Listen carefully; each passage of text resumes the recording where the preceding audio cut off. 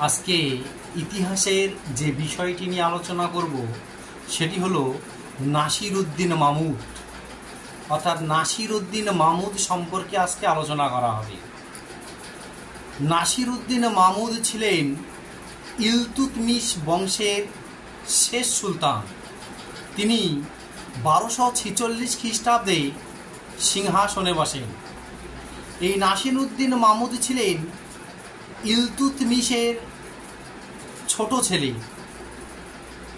সুলতানা রাজিয়ার মৃত্যুর পর তার ভাই মঈজ উদ্দিন বরহম দিল্লির সিংহাসনে বসেন।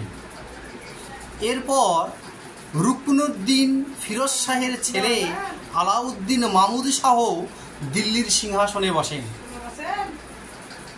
তাদের 6 বছরের রাজত্বকালে অশান্তি ও বিদ্রোহ বাড়তে থাকে, বিরাট আকার ধারণ করে।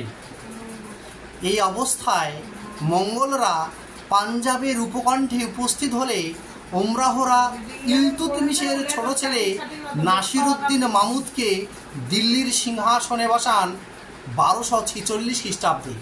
অর্থাৎ নাসিরউদ্দিন মাহমুদ দিল্লির সিংহাসনে বসেন 1246 খ্রিস্টাব্দে।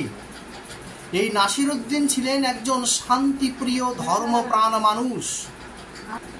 এই নাসিরউদ্দিন মাহমুদ 20 বছর রাজত্ব করেন। দিল্লির সিংহাসনে বসে তিনি 20 বছর রাজত্ব করেন।